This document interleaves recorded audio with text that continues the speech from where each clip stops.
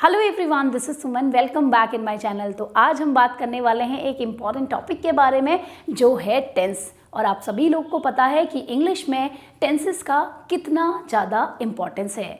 अगर मैं बोलूँ कि टेंसेस इंग्लिश के लिए या फिर इंग्लिश कम्युनिकेशन के लिए या फिर अपनी इंग्लिश ग्रामर को इम्प्रूव करने के लिए बैकबोन है, तो ये बिल्कुल गलत नहीं होगा। तो आइए इस वीडियो में हम बात करते हैं बेसिक कॉन्सेप्ट ऑफ टेंसेस।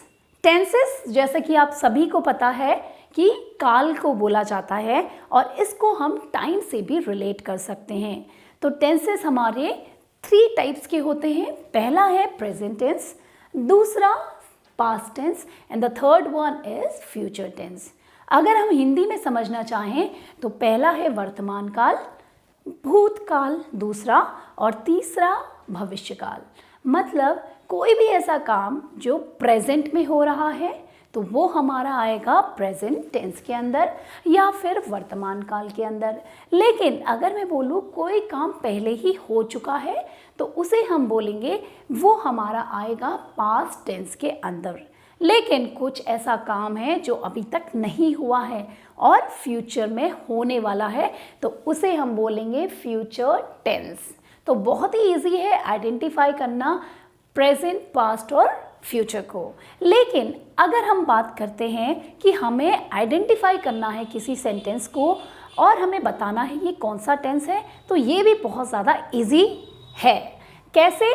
अगर किसी भी हिंदी के सेंटेंस में हा, हे, हो आता है, इसका मतलब हम बात कर रहे हैं प्रेजेंट टेंस की या फिर वर्तमान काल की। अगर मैं आपको एग्जाम्पल दूं, सीता स्कूल जाती है, रोहन आम खाता है, मैं ऑफिस जाती हूँ।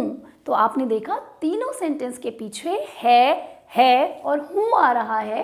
इसका मतलब ये एग्जाम्पल हैं प्रेजेंट टेंस के।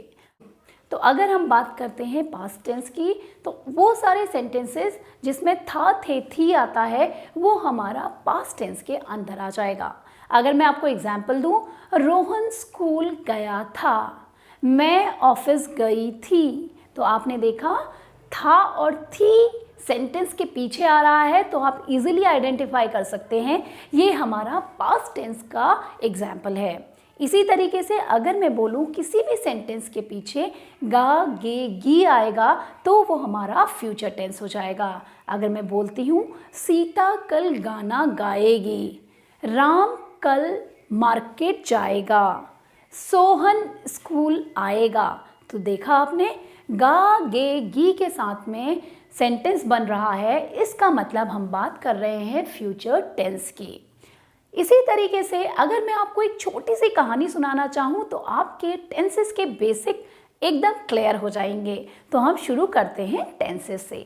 आप सोच लीजिए कि जो टेंस है वो है हमारे दादाजी और दादाजी के हैं 3 बेटे। पहला बेटा है प्रेजेंट, दूसरा है पास्ट और तीसरा है फ्यूचर। समझ गए आप? ये हैं दादाजी और दादाजी के हैं 3 बेटे, प्रेजेंट, पास्ट और फ्यूचर। लेकिन इन बेटों के भी 4 बेटे हैं। तो पहले का नाम यहाँ पे इंडेफिनिट, दूसरे का नाम है कंटिन्यूअस, तीसरे का नाम है परफेक्ट और लास्ट का नाम है परफेक्ट कंटिन्यूअस। तो ये हो गए प्रेजेंट के 4 बेटे। अगर मैं प्रेजेंट को यहाँ पे लगा दूँ, मतलब मैं ये पिता के नाम को बेटे के आगे लगा दूँ, like present indefinite, present continuous, present perfect and present perfect continuous. तो ये सारे 4 के 4 बेटे हो गए प्रेजेंट के। लाइक द सेम वे अगर मैं इसी इंडेफिनिट के आगे पास्ट लगा दूं तो ये हो जाएगा पास्ट का बेटा। Past indefinite, past continuous, past perfect and past perfect continuous. तो 4 बेटे हो गए हमारे पास्ट के। इसी के बाद हम फ्यूचर की बात करते हैं। तो फ्यूचर के बेटों का नाम भी एकदम सेम है, लेकिन हमें इन बेटों के आगे उनके पिताजी का नाम लगाना बहुत ज़रूरी है। लाइक फ्यूचर इंडेफिनिट पहला बेटा, फ्यूचर कंटिन्यूअस दूसरा बेटा, फ्यूचर परफेक्ट तीसरा बेटा और फ्यूचर परफेक्ट कंटिन्यूअस चौथा बेटा। तो इस प्रकार से 4 बेटे प्रेजेंट के, 4 बेटे पास्ट के और 4 बेटे फ्यूचर के हो गए। तो आप समझ सकते हैं कि टोटल हमारे पास 12 बेटे हो गए। तो आप समझे कि टोटल जो हमारे टेंसेस होते हैं वो होते हैं 12। इसी एग्जाम्पल के साथ हम आगे समझेंगे कि हम कैसे इन टेंसेस को आइडेंटिफाई करेंगे। तो समझते हैं फर्स्ट प्रेजेंट इंडेफिनिट टेंस के साथ। प्रेजेंट इंडेफिनिट टेंस का मतलब है कोई भी ऐसा काम जो कि प्रेजेंट में हो रहा है या फिर वर्तमान में हो रहा है।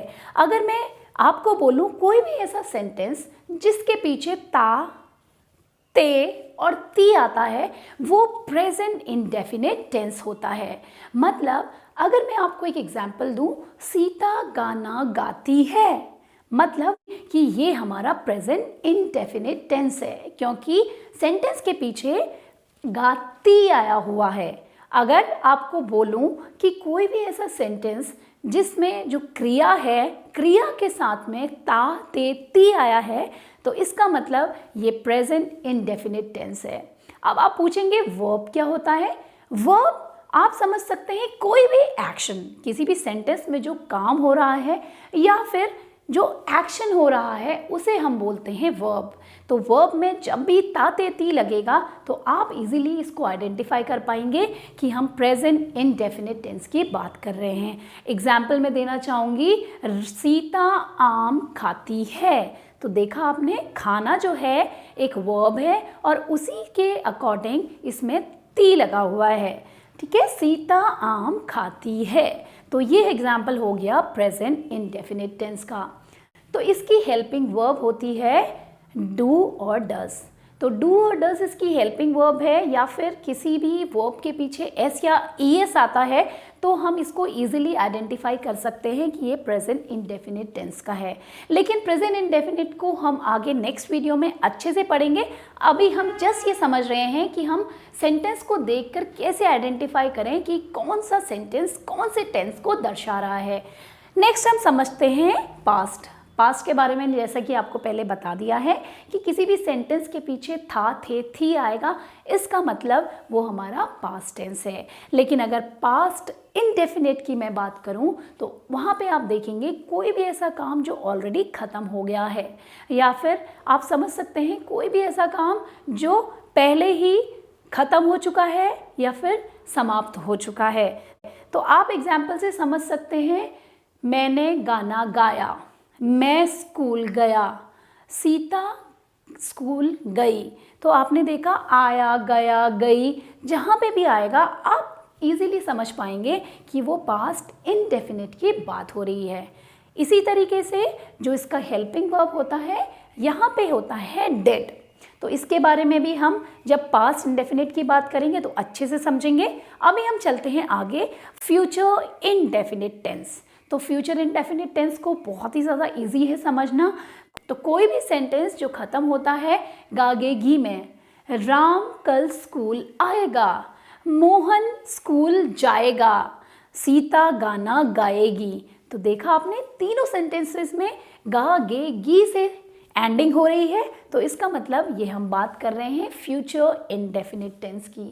और इसकी हेल्पिंग वर्ब के बारे में अगर बात करूँ तो वो होती है विल। आइए समझते हैं प्रेजेंट कंटिन्यूअस टेंस। तो प्रेजेंट कंटिन्यूअस टेंस में जब भी हम सेंटेंस में देखें रहा है, रही है, रहे हैं, तो हम इजीली समझ जाएंगे कि हम बात कर रहे हैं प्रेजेंट कंटिन्यूअस, क्योंकि कंटिन्यूअस का मतलब है लगातार या फिर कोई ऐसा काम जो चल रहा है। और अगर मैं आपको एक सेंटेंस से समझाऊं, सीता गाना गा रही है या फिर मोहन स्कूल जा रहा है, तो देखा आपने दोनों सेंटेंस के पीछे रहा है और रही है आ रहा है। इसका मतलब ये एग्जाम्पल है प्रेजेंट कंटिन्यूअस टेंस का। अगर इसकी हेल्पिंग वर्ब के बारे में बात करूं तो इसकी हेल्पिंग वर्ब होती है इज, एम, आर और वर्ब की आईएनजी फॉर्म। मतलब अगर मैं बोलती हूँ सीता स्कूल जा रही है तो मैं बोलूँगी Sita is going to school. तो इसकी हेल्पिंग वर्ब होती है इज, एम, आर। अगर मैं बोलूँ कि एम कहाँ पे लगता है तो एम हमेशा आई के साथ लगता है।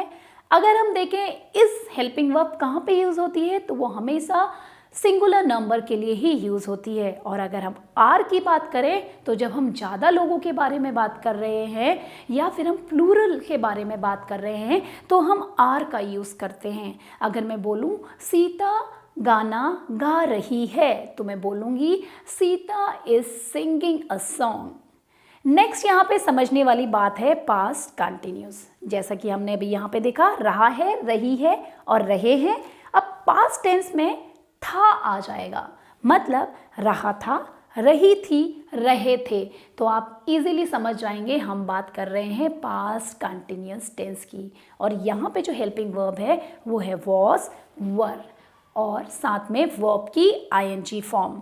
मतलब कोई भी ऐसा सेंटेंस जो रहा था, रही थी, रहे थे से समाप्त होता है तो हमें समझ में आ जाएगा कि हम पास्ट कंटिन्यूस टेंस की बात कर रहे हैं।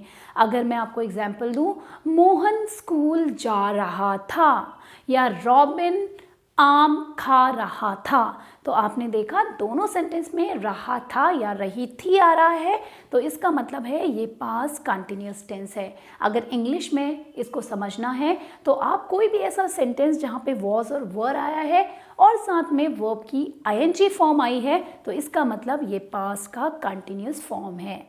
नेक्स्ट हम समझते हैं फ्यूचर कंटिन्यूस। तो फ्यूचर कंटिन्यूस में रहा आएगा लेकिन रहा के साथ होगा, होगी या फिर होंगे आएगा। अगर मैं बोलूँ इसकी हेल्पिंग वर्ब तो हेल्पिंग वर्ब होती है विल बी और साथ में आईएनजी फॉर्म वर्ब की। अगर मैं आपको एग्जांपल दूँ, रॉबिन स्कूल जा रहा होगा, मतलब वो अभी स्कूल नहीं गया है या फिर वो पहले स्कूल नहीं गया है और वो कल जाने वाला है या फिर आने वाले टाइम में वो जाने वाला है, तो उसके लिए हम समझ जाएंगे रॉबिन स्कूल जा रहा होगा। तो आपने देखा गा गेगी फॉर्म यहाँ पे दोबारा से आई है जिससे आप बिल्कुल समझ जाएंगे कि हम फ्यूचर की बात कर रहे हैं और साथ में लगा है रहा, तो इसका मतलब है बात हो रही है फ्यूचर कंटिन्यूस टेंस की। नेक्स्ट हम बात करते हैं present perfect. Present perfect tense को समझना बहुत ही ज़्यादा इजी है। इसमें आपको सिर्फ एक वर्ड देखना है जिससे आप आइडेंटिफाई कर लेंगे कि हम बात कर रहे हैं प्रेजेंट परफेक्ट की। तो किसी भी सेंटेंस में अगर चुका है, चुके हैं या चुकी है आता है, इसका मतलब हम बात कर रहे हैं प्रेजेंट परफेक्ट की। और इसकी जो हेल्पिंग वर्ब है वो है हैज़ और हैव और साथ में वर्ब की थर्ड फॉर्म। अगर मैं आपको एक एग्जांपल दूं, सीता गाना गा चुकी है, मैं खाना खा चुकी हूँ, तो आपने देखा कि एक कोई काम था जो कि प्रेजेंट में ही ख़त्म हो गया है तो उसे हम बोलेंगे प्रेजेंट परफेक्ट। और हेल्पिंग वर्ब है इसकी हैज़ और हैव और साथ में वर्ब की थर्ड फॉर्म। अगर इंग्लिश में इसके पे समझें, Ram has gone to market, Ram has gone to market. आपने देखा गो की जो थर्ड फॉर्म है वो है गॉन और राम है हमारा सिंगुलर नंबर तो उसके लिए हमने यहाँ पे लगा दिया हैज़। अगर मैं बोलूँ कि वो स्कूल जा चुके हैं तो मैं बोल सकती हूँ they have gone to school.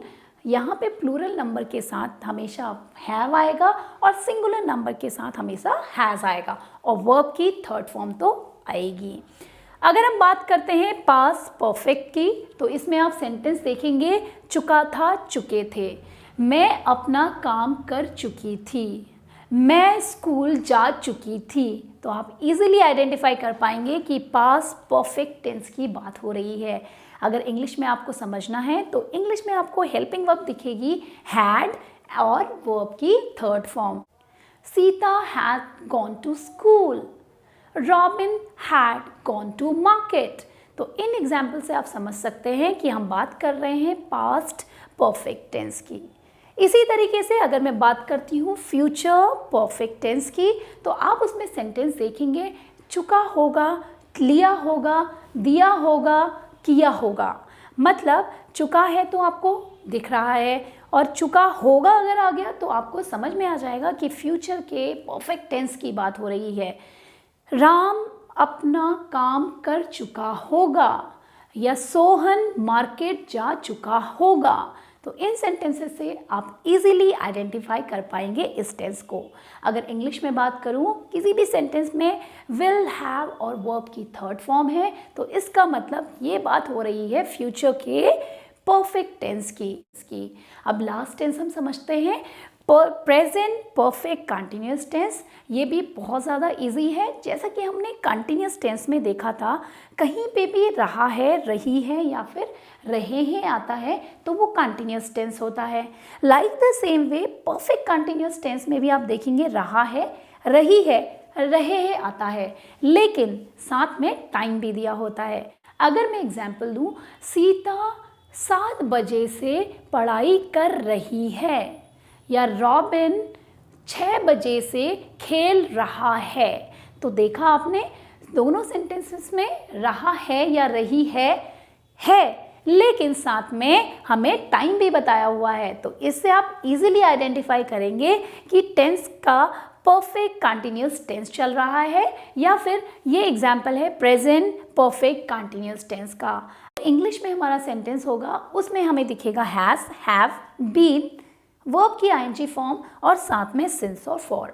तो आगे आने वाले वीडियोस में हम सारे हेल्पिंग वर्ब को पर्टिकुलरली पढ़ेंगे और समझेंगे कि सिंस और फॉर का यूज़ कहाँ पे होता है। अभी सिर्फ आइडेंटिफिकेशन के लिए हम इतना समझ सकते हैं कि कहीं पे भी has, have, been plus ING form verb की और साथ में सिंस और फॉर है, दैट मीन्स वो प्रेजेंट परफेक्ट कंटिन्यूस का एग्जाम्पल है।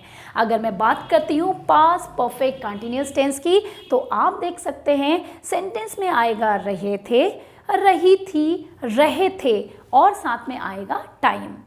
इसी तरीके से इसके जो हमारी हेल्पिंग वर्ब होगी वो होगी हैड बीन प्लस वर्ब की आईएनजी फॉर्म और साथ में लगा होगा सिंस या फिर फॉर।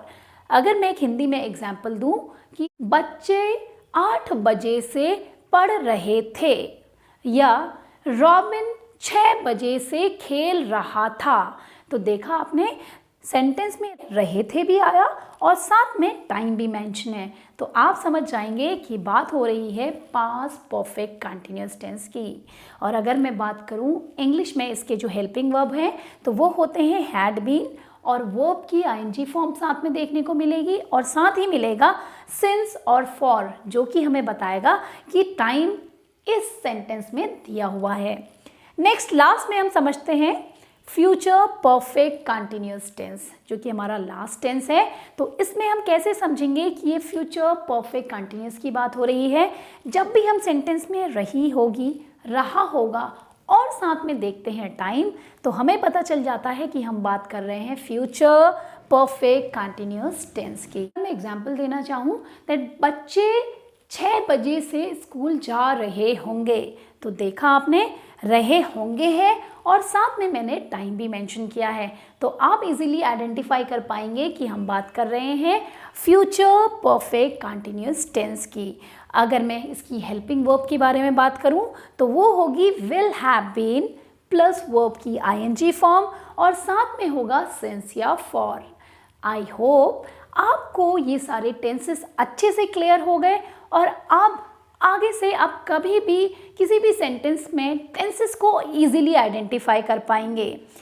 अगर आपको और भी ज़्यादा तरीके से टेंसेस को समझना है तो बने रहिए मेरे साथ, क्योंकि मैं आ रही हूँ टेंसेस के और वीडियोस लेके। I hope you like this video. For more videos please like and subscribe my channel. Thank you.